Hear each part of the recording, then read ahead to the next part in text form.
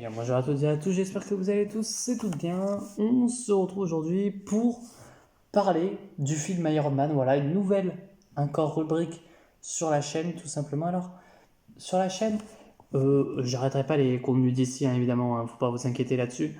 J'avais envie en fait de refaire aussi tous les films Marvel. Voilà, alors différemment de ce que je faisais via les films d'ici. Parce qu'en fait, je me suis dit, autant se mettre à jour rapidement, entre gros guillemets, hein, évidemment, sur Marvel. Et quoi de mieux que de faire en sorte que je commence, tu vois, petit à petit les phases. Par exemple, je fais la phase 1, voilà, tout ce qui sort de la phase 1, voilà. Et ensuite, à chaque fin de phase, tu as quelques films qui sortent. Par exemple, là, après le Iron Man, par exemple, il y a le Hulk. Et ce que je ferai du coup, c'est que je vais regarder Hulk. Et il y aura aussi le Hulk de 2003, si je ne me trompe pas. Voilà, par exemple, voilà, des trucs comme ça. Par exemple, à la fin de la phase 1, je vais faire Spider-Man de Rémi, tu vois, du Blade, etc. Pas tout le temps. Voilà, il y aura des fois la chronologie du MCU. Voilà, sans pour autant faire, par exemple, Eternals devrait se passer là, Captain Marvel devrait se passer avant First Avengers. C'est vraiment par ordre chronologique de sortie du MCU que je fais. Mais ça n'empêchera pas que, par exemple, à certains moments, il y ait une petite série, par exemple, enfin, film Blade qui sort. Et du coup, là, je ferai la trilogie Blade, une vidéo par film Blade. Au moins, ça sera fait tranquillement. Parce que j'ai pas envie non plus de m'embêter avec justement. Parce que ça risque d'être long, les films Marvel. Surtout que là, en plus, eux, il y a les séries. Bon, 8 épisodes, hein, évidemment, mais ça risque d'être long. Donc, autant y faire. Voilà. Même si c'est différent de ce que je fais avec les films d'ici, c'est bien aussi de faire différemment, tu vois. Pour que justement, il n'y ait pas la même chose, parce qu'au pire des cas, je refaisais pareil, et c'était chiant, je pense. En vrai, ça m'aurait fait chier de faire pareil que ce que je fais chez DC. Enfin, voilà. Surtout, on va commencer par Iron Man, voilà. Euh, Réalisé par Jon Favreau, sorti le 30 avril 2008 et une durée de 2h05, 2h06, voilà, entre guillemets. Alors, il faut savoir que Iron Man, je l'ai vu plusieurs fois. Voilà, c'est un film que j'ai vu plusieurs fois qui me plaît toujours autant. Parce que voilà, c'est un film qui, franchement, euh, est assez cool. Voilà, c'est vraiment un film que je pourrais remater plusieurs fois, hein, évidemment, que je pourrais regarder, bon, peut-être pas non plus 36 fois dans la semaine, mais c'est vraiment un film qui, pour moi, c'est l'un des meilleurs films voilà, de la trilogie Iron Man, c'est peut-être l'un des meilleurs. Voilà. Enfin bref. C'est un film, alors on a Tony Stark qui est kidnappé par les 10 anneaux, voilà, torturé, voilà, ils veulent qu'il fabrique un missile Jericho tout simplement, et ce dernier va se libérer, se créer sa propre armure et tout simplement réparer les torts qu'il a fait avec Stark Industries, mais ses plans de son armure, tout ce qu'il aura fabriqué va être volé par tout simplement Obadiah Stane. Voilà. Alors, mon avis sur Iron Man 1, hein, évidemment, faut savoir que c'est un film qui, quand je l'ai vu, j'étais jeune, voilà, j'étais assez jeune, enfin, assez jeune, je suis pas vieux non plus, hein, évidemment, mais je crois que quand je l'ai vu, je devais avoir quoi, 11 ans, j'ai 22 ans, donc ça fait quand même il y a 11 ans que alors j'ai revu, hein, depuis, mais la première fois que je l'avais vu, c'était pas le film qui m'intéressait le plus, parce que Iron Man, c'était pas un personnage qui me fascinait autant, tu vois. Contrairement à un Captain America ou un Spider-Man qui, franchement, je l'ai kiffé. Iron Man, c'est pas un personnage que j'adore le plus, hein. Donc, vous avez un peu mon avis sur quand il y aura un Captain America qui sortira, hein. Voilà, entre gros guillemets. Mais franchement, c'est un film qui est assez cool, voilà, dans l'ensemble. Il y a des choses qui ne sont pas bien exploitées. Alors, ce film ne vieillit pas, hein. Évidemment, le film ne vieillit pas. C'est un film qui marche du tout au tout. C'est un très bon film. Voilà. Après, il y a des défauts. Notamment, tu vois, par exemple, euh, tout le côté avec Roddy. il y a des moments où il va avoir des tons sérieux et d'un coup, t'as l'impression que ça vole en éclats. Ou même, t'as des personnages enfin notamment Pepper Pot, où je la trouve moins mise en avant. Alors elle est mise en avant, mais pas beaucoup. Peut-être dommage, tu vois. En plus, c'est Pepper Pot, quoi. C'est pas la journaliste avec qui Tony couche dès le début, tu vois. Franchement, c'est un bon personnage, Pepper Pot, dans tous les cas. Après, bien entendu, voilà, dès le début, voilà, dans ce film-là, on a un méchant charismatique. On a un méchant charismatique. On a Obadiah Stane qui, je trouve, est presque a volé la vedette à Robert Downey Jr. Voilà. Alors même si Robert Downey Jr. est très cool en Iron Man, ça y a pas de souci, c'est un très très bon acteur, voilà. Et il y a le souci ok, le plus gros souci qu'il y a, c'est que il vole un peu la vedette, tu vois. C'est un peu le souci, c'est un très bon personnage, Obadiah Stane, mais il lui vole la vedette un petit peu. Et bon, sinon ça reste un méchant très charismatique dans tous les cas. Alors, évidemment, on a le Shield qui, pour moi, est un peu pas nul, mais disons-le, le Shield se fait un peu défoncer la gueule. À un moment donné, t'as un moment donné, quand t'as Killmonger qui débarque, je crois que c'est ça, hein, le nom, peut-être pas. Bon, Obadiah Stane, on va dire Obadiah Stane, qui débarque avec sa grosse armure. À un moment, t'as Coulson. Alors lui, par contre, va falloir qu'il nous dise que c'est un méta-humain. Hein. Parce qu'à un moment donné, Coulson, t'as Obadiah Stane, et t'as Coulson, et qui est, enfin, t'as Obadiah Stane, t'as Coulson qui est en train de courir, et d'un coup, t'as Obadiah Stane qui va lui attraper, enfin, qui va le balancer par terre. Il ressort, il a rien. Dites-moi, mais vraiment, dites-moi que c'est un mutant, ou qu'il a des pouvoirs, j'en sais rien, mais dites-moi qu'il a des pouvoirs, qu'il est invincible. Dites-le moi. Parce que, enfin, dans la phase mutante, qui reviennent, qui nous disent, bah en fait c'était un mutant parce que là à un moment donné, on va pas se cacher, il est un peu surcheaté. Enfin bref, on va passer au point négatif. Alors là, ce sera différent aussi, c'est que je vais commencer par les négatifs et faire par le positif, tout simplement. C'est différent, mais j'ai envie de faire comme ça. Et en fait, flemme de à chaque fois changer négatif, positif. Voilà. Des fois, bon, ça peut arriver que, parce que j'écris souvent à chaud ma review, mais je la tourne à froid, tu vois. Donc, très bien, il peut y avoir un changement. Donc, je me dis autant faire comme ça. Alors, le premier point négatif, ça serait Coulson. Coulson qui, pour moi, euh, au tout début, tu le vois en mode Mademoiselle Potts, faudrait qu'on se parle, etc. par rapport à Tony Stark qui redébarque et tout. Enfin bref, voilà. Et ok, pas de soucis, sauf que c'est vraiment. Il revient 2 semaines plus tard dans le film, quoi. C'est un peu con, en plus, Coulson, je le trouve pas assez. Enfin, dans ce film, pas si cool, tu vois, pas si bien que ça. C'est pas un personnage hyper intéressant, je trouve. Il a des qualités, il a pas tant. Enfin, il a quelques qualités, hein, mais il a beaucoup plus de défauts.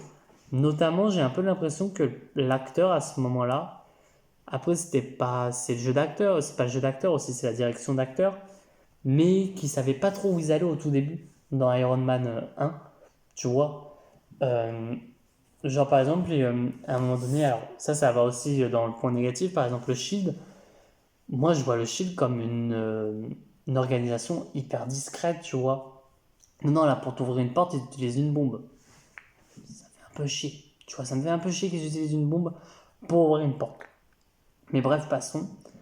On a Pepper Pot aussi, qui, alors, à certains endroits, elle va être très perturbée. Par exemple, à un moment donné, t'as Pepper qui va être perturbée par Iron Man, enfin par Robert Downey Jr., qui se fait retirer l'armure, mais que dans l'armure, t'as des balles, etc.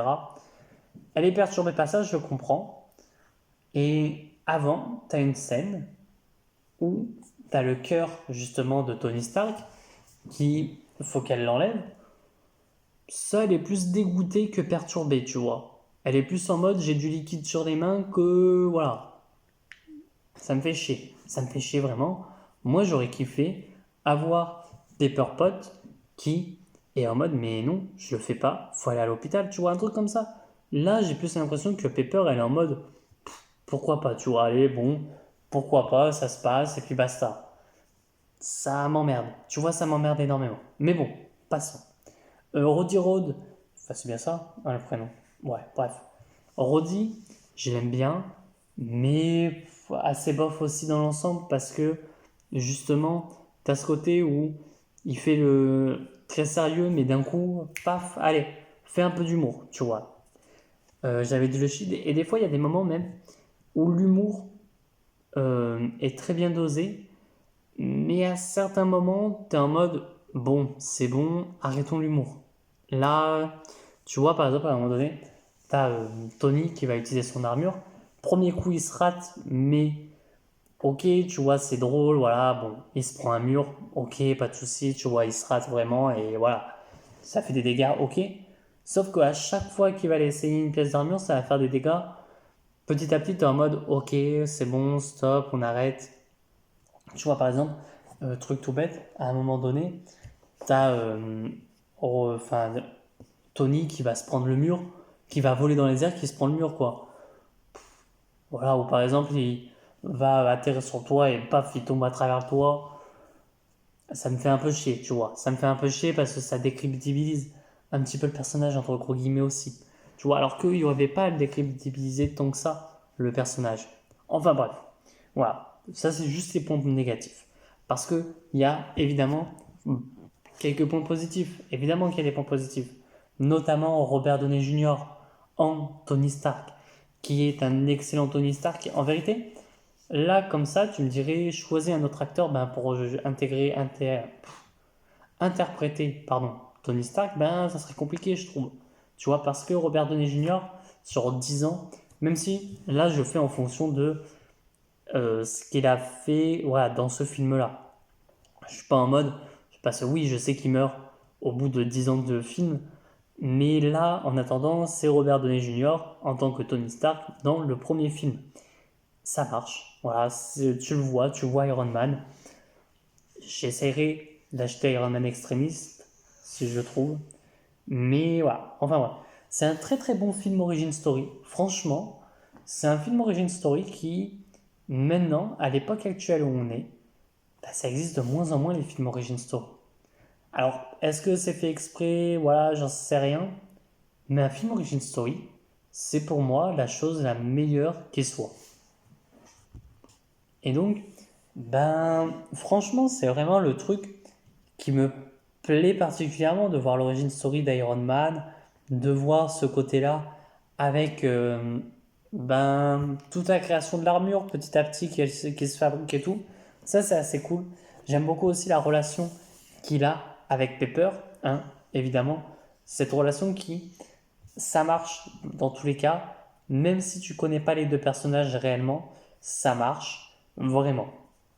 On nous parle, alors ça c'est plus un petit clin d'œil aussi, mais c'est ça qui est cool. On nous parle de Howard Stark tout simplement, qui voilà, on aurait pu ne pas nous en parler, hein, évidemment, on n'aurait pu rien nous dire, rien dire du tout dessus, mais si on t'en parle, et ça c'est cool.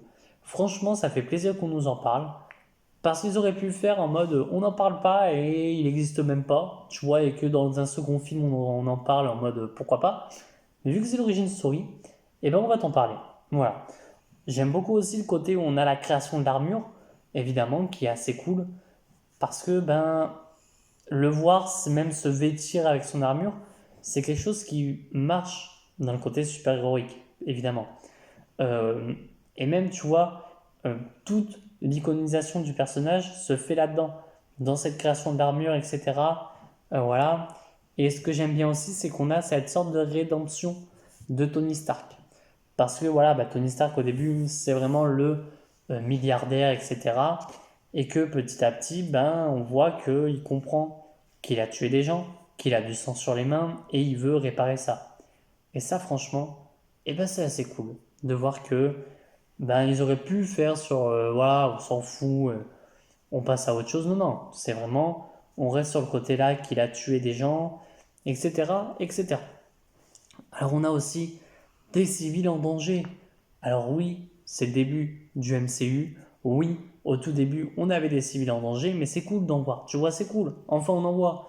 L'armure de Killmonger est excellente, tu vois. J'aime beaucoup l'armure qui, voilà, est géante, tu vois, par rapport à Obadiah Stane qui, lui, est assez imposant, qui ferait un très bon Lex Luthor. Voilà, ça aurait été un très bon Lex Luthor. Euh, Bah ouais, ça marche. Voilà, j'aime beaucoup l'armure. On a les 10 anneaux, même si plus tard on apprendra que c'était pas les 10 anneaux. On a les 10 anneaux, et franchement, c'est assez cool de les voir. C'est assez cool, franchement. La musique, elle est hyper entraînante, la musique, je trouve. Et franchement, c'était assez cool. Voilà.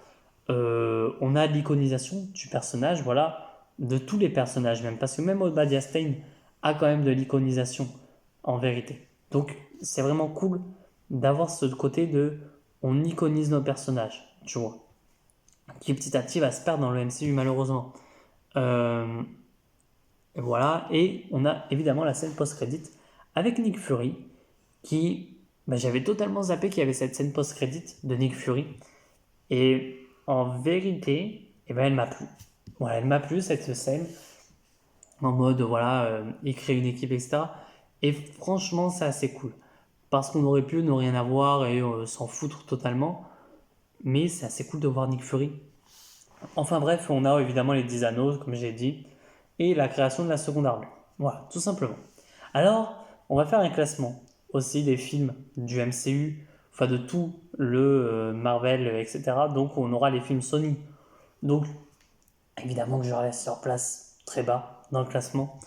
Mais en tout cas, franchement, Iron Man bah, reste pour le moment numéro un. C'est le tout premier film qu'on voit. Ça reste le numéro un. Et je pense qu'il va mettre du temps. Alors peut-être pas du temps, parce que je ne sais plus vraiment euh, quel comics, et, enfin dire comics ça va y être. Mais je sais plus vraiment quel film arrive après Hulk. Est-ce que c'est Thor ou est-ce que c'est... euh, je sais que dans la phase 1, il y a deux fois Iron Man, donc je me demande si c'est justement pas Iron Man 2 qui va arriver. Mais franchement, il va rester un petit moment jusqu'à, bah, évidemment, Captain America. En tout cas, parce que Captain America, bah, c'est mon personnage favori, c'est mon film favori, le First Avengers. Enfin bref, sur ce, n'hésitez pas à me dire ce que vous pensez d'Iron Man 1, évidemment, dans les commentaires. Voilà. Et moi, je vous dis à très bientôt et à très vite pour de prochaines vidéos. Allez, ciao tout le monde.